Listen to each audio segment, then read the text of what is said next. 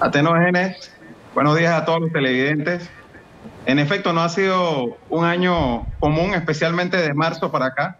Ha sido un año complicado, pero también a nuestro juicio ha sido un año en el que el gobierno ha incumplido gran parte de las promesas que hizo en la campaña electoral. ¿Por qué dice que han incumplido las promesas electorales? ¿Cuáles específicamente no han cumplido? Perdón, que no estoy escuchando, Atenógenes, estoy escuchando otras voces en el fondo. Estamos resolviendo el problema, señor Blandón. No sé si ahora sí ya me escucha. ¿Ahora sí me escucha? Le preguntaba acerca de cuáles son esas promesas que a su juicio no ha cumplido, que está en deuda el señor presidente. Bueno, el presidente en campaña presentó un plan con 125 promesas específicas divididas en 4 pilares y una estrella que llamó la estrella de la educación. Nosotros del análisis que hemos hecho con nuestro equipo técnico, encontramos que hay 25 de esas 125 propuestas que en alguna forma u otra se han iniciado en su cumplimiento. No que se han cumplido en su totalidad, sino que se ha hecho alguna gestión para cumplir con la misma. Pero hay otras en las que no se ha hecho absolutamente nada. Por ejemplo, hubo el compromiso de presentar 8 proyectos de ley a la Asamblea Nacional sobre temas de transparencia, y cumplido un año no se ha presentado ni uno solo de esos 8 proyectos de ley. Hubo compromisos en el tema de seguridad y la realidad es que incluso antes de la pandemia la situación de inseguridad se agravó en nuestro país, donde pasamos de 9 homicidios por cada 100.000 personas a 13 homicidios por cada 100.000 personas hoy en día, un aumento del 38% de la cantidad de homicidios del 2019 al 2020. Hemos tenido en este periodo de un año 2 ministros de seguridad, 3 ministras de gobierno, 3 directores del sistema penitenciario, la matanza más grande en la historia del sistema penitenciario panameño y la fuga de un reo de alta peligrosidad. Todo esto en un año ha ocurrido en el tema de seguridad. Cerca de $6.000 millones de nueva deuda cuando se dijo que se iba a manejar el tema con mayor responsabilidad. De esos 6.000 millones, 5.000 antes de la pandemia. O sea que yo lo que he visto del discurso del PRD es que van a tratar de decir, bueno, es que no, lo que no hemos cumplido ha sido por culpa de la pandemia. No, 8 meses estuvieron sin pandemia y en esos 8 meses se incumplieron muchos de los compromisos. Pero lo que hasta ahora hemos visto de lo que han dicho los ministros casualmente es eso. Hasta antes de la pandemia todo iba bien. La pandemia definitivamente terminó de arruinar la fiesta. Puso al gobierno contra la pared y puso a muchas instituciones contra la pared. ¿Esa no es una versión que a usted le convence? Para nada, Atenógenes. Antes de la pandemia, antes de marzo de este año, ya había fracasado la reforma constitucional en la Asamblea.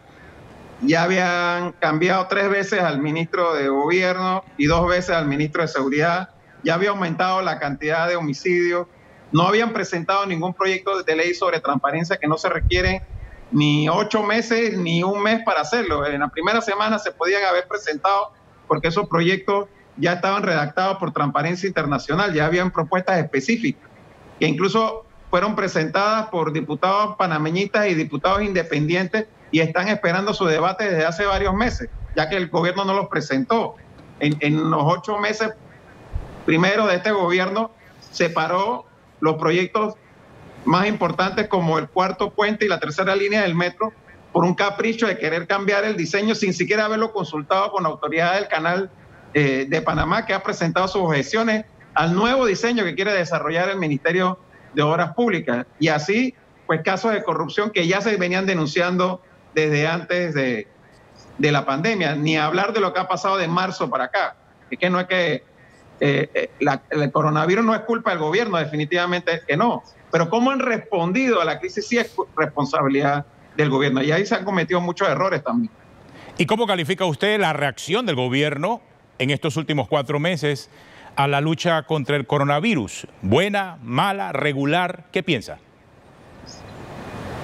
Mira, yo creo que el consenso que había en los primeros 2 meses con respecto a la reacción del Ministerio de Salud, que generalmente se considera que había sido buena, hoy ya no es la misma. Porque al final el mejor juez de tus acciones son los resultados. Y los resultados que tenemos hoy en día es que el mes de junio que acaba de pasar fue un mes en donde prácticamente se duplicaron los casos de contagio, donde hemos terminado con más de 600 muertes y donde la situación, lejos de verse resuelta, se ha complicado. Pero además, si tengo que hablar de la respuesta en temas sociales y económicos, te diría que en el tema social ha sido regular y en el tema económico malísimo, porque ni siquiera tenemos 4 meses después un plan de reactivación económica. Yo espero, ojalá que hoy el presidente dé, aunque sea un esbozo de lo que sería ese plan de reactivación económica. Si el panameñismo todavía estuviese en el poder, a su juicio, ¿qué cosas hubiese hecho distintas a lo que está ocurriendo con el PRD que hoy está en el poder? Mira, si José Blandón hubiese sido presidente, definitivamente que a nuestro juicio le habríamos prestado mucha más atención a la respuesta social a esta problemática. Mira, ya estaba escuchando al viceministro de Trabajo hace un momento y él presenta como un gran logro que se llegó a un acuerdo para prorrogar la suspensión de los contratos. O sea, la gente va a estar, lo que dice el Código de Trabajo hoy en día, 4 meses con contratos suspendidos, es decir, sin cobrar, y lo que acordaron es que esos 4 meses se puedan convertir en 6, 7 u 8 meses. Eso puede ser una gran noticia para el sector empresarial, pero para los trabajadores que están con contratos suspendidos, que hoy en día les están entregando, si reciben algo, $100, o que muchos de ellos no han recibido nada, ¿qué gran noticia es esa? El planteamiento que faltó en la explicación que dio el viceministro de Trabajo, si es que en esa prórroga de suspensión de contrato también se acordó que el bono solidario va a subir a 300 balboas, o lo pretenden mantener en 100 balboas. Ahora, señor Blandón, de aquí en adelante, ¿cuál sería su consejo para el presidente, para lo que queda? Porque es que este es el primer año apenas. Es que ese yo creo que es el problema principal, no solamente para el presidente y el gobierno, sino para el país, Atenógeno. Faltan 4 años. Y en este primer año, este gobierno, yo creo que no me equivoco al decirlo, y creo que es un consenso generalizado, en los últimos 30 años el gobierno que más desgaste ha sufrido en su primer año de gestión. Y eso no es una buena noticia, porque al perder credibilidad se pierde legitimidad y se pierde la capacidad de construir consenso para hacer los cambios que el país requiere. Así que mi principal consejo al presidente de la República es que tiene que tomar las acciones, no discursos. Ya pasamos la época de los discursos. Lo que importa ahora es las acciones necesarias para tratar de recuperar esa credibilidad. Y esas acciones tienen que ir en la línea de mayor transparencia. Hay que presentar los 8 proyectos de leyes que se comprometió a presentar y no lo hizo en su primer año. Hay que dar muestras concretas de que no va a tolerar la corrupción en su gobierno. Eso significa que haga más cambios en su gabinete y en su entorno cercano. Y tiene que realmente dar muestras de que hay voluntad de construir consenso. No basta con sentarnos a conversar. Hay que establecer mecanismos de seguimiento, un marco de lo que se va a conversar y llegar a acuerdos y cumplirlos, lo que no ha ocurrido en este año. ¿Y qué va a pasar con la constituyente?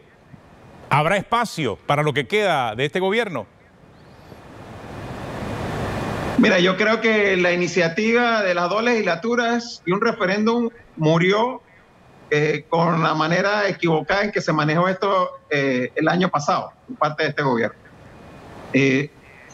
La Asamblea Constituyente es lo que el presidente dijo, que si no funcionaba las dos legislaturas, él iba a ir por la Asamblea Constituyente, más no veo voluntad en el actual gobierno de llevar eso.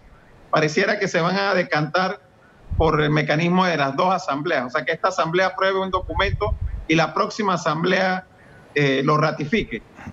Sin embargo, yo reitero, hoy el presidente adelantó que iba a anunciar un diálogo nacional.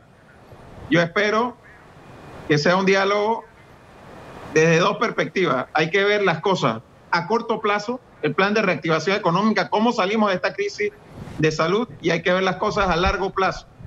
La reforma constitucional, el cambio integral que se requiere en nuestra Constitución, todo el rediseño institucional del país, el nuevo modelo económico que tenemos que seguir, porque no, tenemos que tener claro, Atenógenes, que no podemos volver después de esta crisis a lo que teníamos en febrero de este año.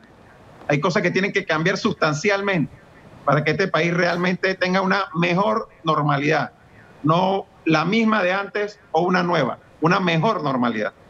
No quiero dejar pasar por alto lo que me acaba de decir. Usted adelantó que el presidente va a anunciar un diálogo nacional en su discurso hoy, un diálogo nacional político con todos los sectores. ¿Le han dicho algo a los partidos políticos, por lo visto, no?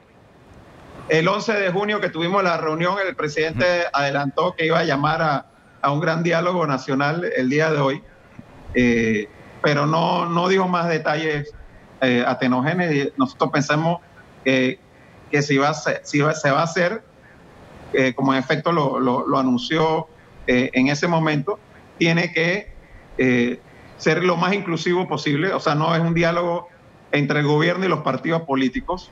Los partidos tenemos que ser parte de ese diálogo, pero no es solamente con nosotros.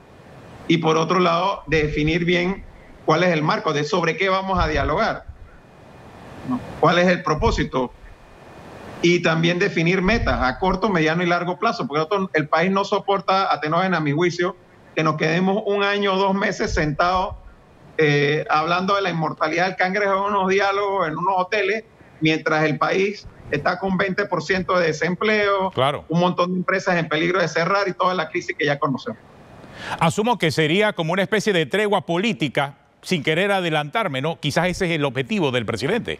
Puede ser.